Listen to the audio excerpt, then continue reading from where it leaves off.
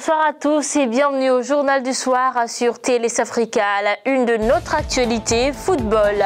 Dans le cadre de leurs préparatifs pour le CHAN Cameroun 2021, les éperviers APRIM ont reçu la visite du ministre des Sports. Madame Lydie Bessi-Camon est venue s'enquérir de l'évolution des activités à quelques jours de la fin du stage.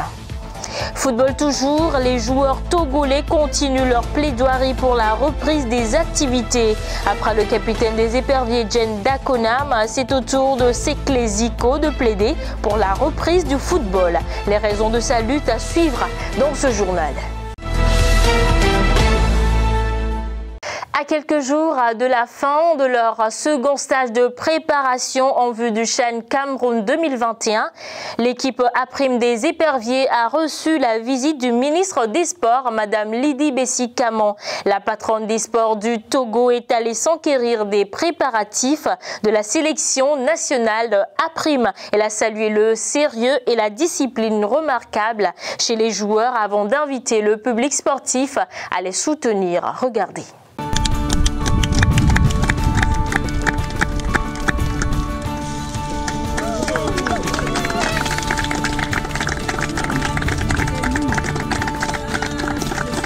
Je suis arrivée à l'improviste pour créer l'effet de surprise, constater de visu comment se déroulent les entraînements, comment est-ce que nos poulains se préparent activement. J'ai été agréablement surprise de voir une équipe motivée, une équipe disciplinée, une équipe très engagée derrière les entraîneurs et également tout l'ensemble du staff. Donc nous avons passé un agréable moment. De loin, j'ai vu tout ce qu'ils sont en train de faire, l'entraînement du gardien, les joueurs. Et tous sont vraiment motivés. Et pour preuve, sachant que nous sommes dans les périodes de fête, ils n'ont pas daigné aller en famille, voir leur famille. Mais ils se sont enfermés et ils ont continué l'entraînement. Le 25 décembre déjà, ils se sont encore entraînés sur le terrain de Kégué. Je crois que nous sommes face à des jeunes très déterminés, très ambitieux, qui veulent prouver donc à l'ensemble des Togolais qu'ils sont capables et qu'ils veulent donner la victoire à nos concitoyens. C'est un défi majeur et je demande à ce que toute la population se mobilise autour des éperviers locaux pour les soutenir en prière, physiquement, par des mots d'encouragement, pour que au soir donc, du 7 février, que ce soit le nom du Togo qui soit crié un peu partout dans le monde. On rappelle, le CHAN 2021 démarre le 16 janvier prochain au Cameroun. D'ailleurs, la mascotte de la compétition, Tara, est arrivée ce jour au Cameroun, plus précisément à Douala, qui sera la base des éperviers du Togo.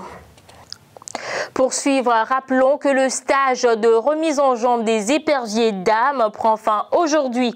L'équipe féminine des éperviers a effectué une dernière séance d'entraînement ce jour avant de prendre la route demain pour Lomé. Sport toujours, football ne fait toujours pas bon ménage avec la Covid-19.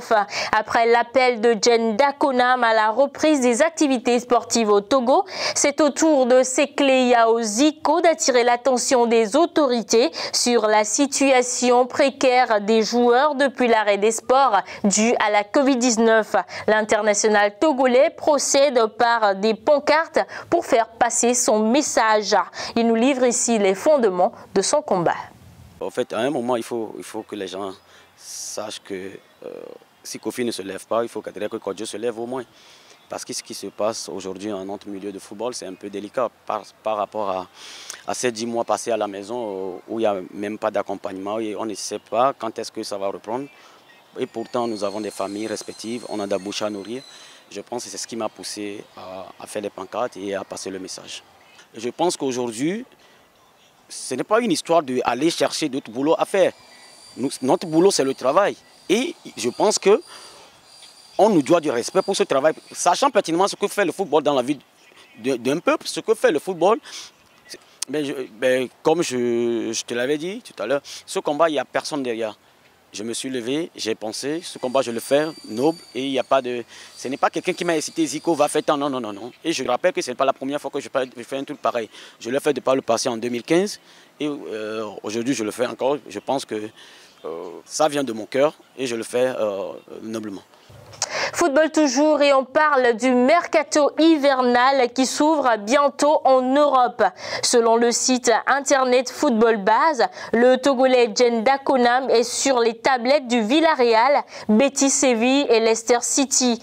La valeur marchande actuelle de l'épervier est estimée à 20 millions d'euros. On poursuit cette édition avec le volleyball. En attendant la reprise des compétitions proprement dites de la Fédération togolaise de volleyball, les pratiquants de la discipline ont renoué avec le jeu à travers un tournoi Classico Noël Volleyball. Une manière pour eux de se remettre en jambes. Le reportage de Chéri Adjogli. L'attente était visiblement trop longue pour ces amis volleyeurs qui, au lendemain de l'autorisation de la reprise des activités de leur discipline, n'ont pas attendu l'appel de leur fédération pour s'organiser pour une remise en jambes. Réunis autour d'un gala dénommé Classico Noël Volleyball, ils ont renoué avec le terrain même si le contexte était particulier. Ça fait vraiment longtemps la séparation et c'était vraiment chouette de se retrouver. C'est une joie pour nous que notre discipline se retrouve dans la première catégorie autorisée par Madame le ministre en charge des Sports. On a même découvert plus que ce qu'on espérait, puisque ça nous a permis aussi à la fin d'aller au jeu à 6, avec surtout le respect des protocoles barrières. Et ce qui a été une réussite, l'essentiel est que nous avons renoué avec le jeu. Chacun s'en est sorti satisfait et on est content pour l'organisation. Une opportunité pour la Fédération togolaise de volleyball de faire l'état des lieux avant la relance des compétitions. C'est comme une réathlétisation qu'ils sont en train de faire aujourd'hui. Certes, il y a la matière, c'est le volleyball, mais ce n'est pas à un niveau très élevé. Il y a beaucoup de lacunes, mais on se comprend parce que ça fait longtemps qu'ils n'ont pas joué. L'essentiel, c'est de reprendre et de reprendre dans un environnement sain, dans le respect des mesures barrières. La Fédé a saisi le coup pour pouvoir tester ce protocole. Il faut savoir que le ministère a autorisé la reprise au niveau du volet. Et donc à notre sein, nous avons établi un projet de protocole pour le soumettre après à l'autorité. Donc sur cette compétition, j'ai proposé à ce qu'on puisse évaluer ce projet de protocole-là, voir quelles sont les insuffisances à corriger. Et Dieu merci, on l'a appliqué sur cette compétition. J'ai vu les insuffisances. On va les corriger et puis faire un document propre pour pouvoir soumettre ça à l'autorité. En attendant donc l'adoption du protocole sanitaire de la Fédération togolaise de volleyball pour une relance solennelle des activités, les athlètes poussent un ouf de soulagement après plus de 8 mois passés sans volleyball. Avant de clôturer ce journal, sachez que malgré les restrictions du gouvernement, les contaminations Covid-19 continuent. Selon les statistiques de ce 28 décembre 2020, 12 nouveaux cas ont été enregistrés, portant le nombre total de cas confirmés à 3576. 14 cas guéris et 0 décès. 193 cas sont toujours actifs. C'est la fin de cette édition. Merci de l'avoir suivi. Merci à la réalisation. Passez une très belle soirée en compagnie des programmes de TLS Africa.